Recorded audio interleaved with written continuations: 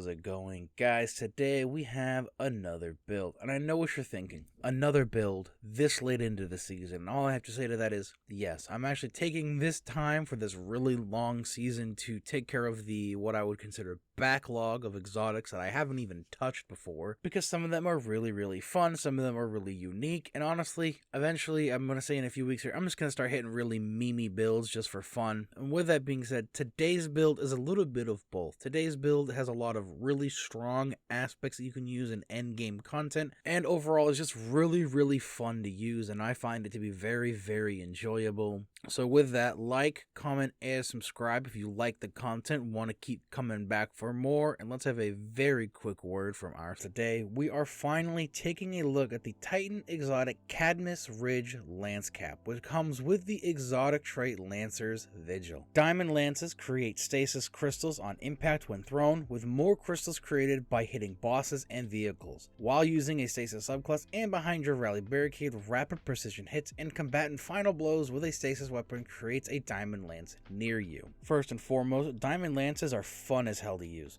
Back when these things first came out, and even now, people will rush to pick these things up first just to throw them wherever they want. They do some decent damage and they have a lot of utility. Diamond lances themselves are actually pretty cool, with no pun intended, as they're able to stun overload champions when they are thrown near them, slowing them, and can stun unstoppable champions with direct impacts and a shatter. And with this exotic, it makes it easier due to the stasis crystals spawning, and those can also stun unstoppable champions. For the exotic itself, the creation of diamond lances requires either 1 defeat or 3 rapid precision hits while we sit behind a rally barricade. It also shares the cooldown from the aspect diamond lance itself. However, it does not require you to actually have the diamond lance aspect equipped. Spoiler, we are going to have it as one of our aspects just so we can generate a few more diamond lances for us and our team to use. For our weapon selection on this build, we're going to want to take weapons that can land quick and accurate precision hits, or weapons that can defeat weaker adds with ease, and they have to be stasis. So with that in mind, there are 2 weapons that I really like for this build. First one we're going to look at is going to be Aegir's Scepter, which comes with the exotic trait Aegir's Call. Final blows with this weapon generate a slowing burst around defeated targets. It also has the trait Riga's Refrain, where stasis final blows transfer ammo to this weapon's magazine from reserves, and the catalyst Will Given Form drains super energy, overflowing the magazine and empowering the beam with bonus damage, and the ability to slow and freeze targets until the magazine or super energy runs out or the weapon is stowed. Can only be activated when our super energy is full. Aegir's is amazing to pair with this build because it does both the things that we want our weapons to do.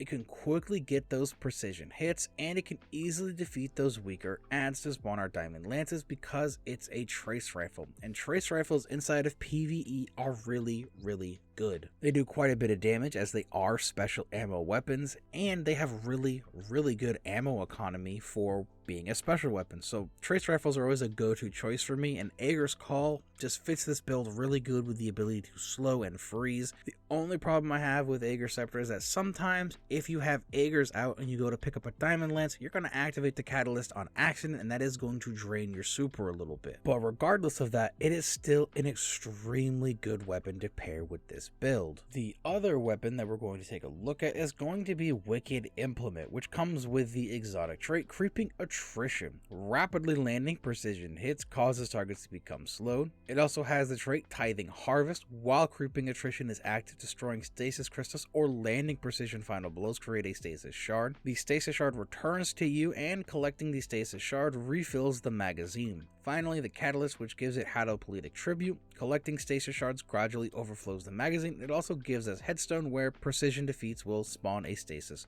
crystal. This is a scout rifle, meaning we can sit behind our rally barricade and easily get those precision hits we need to spawn our diamond lances, which is huge in that harder endgame content. It also plays heavily into our subclass as a whole with the ability to slow, freeze, make stasis shards, and stasis crystals. Overall though, use whatever weapon you want to use. If you don't like Aegir Scepter or don't have it, don't use it. Use what you like. If you don't have Wicked Implement or you don't have it, don't worry about it. Use whatever weapons that you feel comfortable using with this exotic armor because it is going to get you the same result regardless. For our class setup, we're going to first start by looking at the aspect tectonic harvest. Shattering a stasis crystal creates a stasis shard. This shard grants melee energy when picked up by you or your allies. Even though we can make stasis shards with Wicked Implement, we're gonna want to make more stasis shards, as they're going to fuel our other subclass option, as well as feed our armor mods we will go over later. Plus, this aspect will give us 3 fragment slots for us to fill, which is going to be nice for the build overall. Our second aspect, which I mentioned earlier, is going to be Diamond Lance. Shatter or defeat targets with stasis abilities or weapons to create a stasis lance. Throw the lance to freeze targets on impact, or slam the lance into the ground to freeze targets in a small area. This is going to allow us more options to spawn the diamond lances themselves.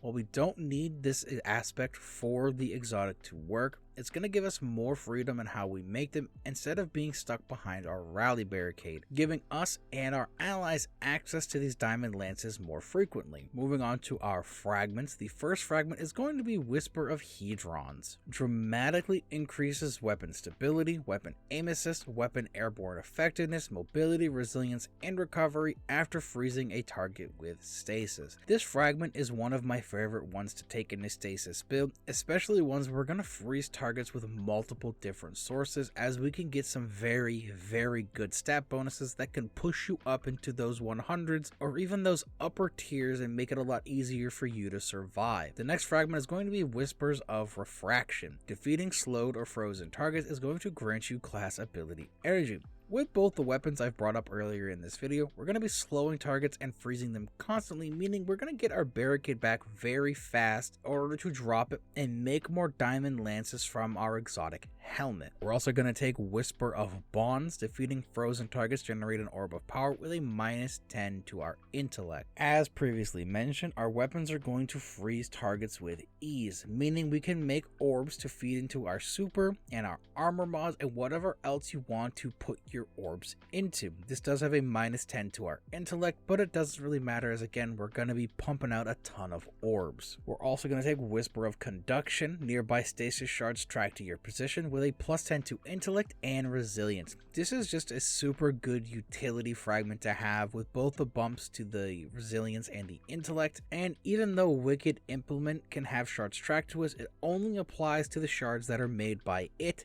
And of course, if you're not running Wicked Implement, you're not going to have that ability. And finally, we have Whisper of Rhyme. Collecting a stasis shard grants a small amount of overshield, which falls off after 10 seconds. Collecting additional shards adds to the overshield and refreshes the timer. We're going to make a bunch of stasis shards. They can track to us, so we may as well get some added survivability with the overshield or the health we're going to get when we aren't already at full health. With this subclass setup, we're going to have really good survivability. We're going to have really good uptime on the diamond lances, which makes it really good and honestly extremely fun, not just for you but for your teammates as a whole. For our armor mod, starting on our helmet, we're going to take Harmonic Siphon so our weapons can make more orbs. If running Aegir Scepter, take Special Ammo Finder, and if not, take 2 Dynamo so our barricades can give us super energy. For arms, I have Heavy Handed to try to make more orbs from our melee. I also took Font of Focus for the added 30 discipline when we have our armor charge stacks, but you can swap this out for any of those particular font mods if you want. Then we have Fastball because we have the extra energy. You do not have to take this. For our chest, we have our Resist and our Reserve mods per usual.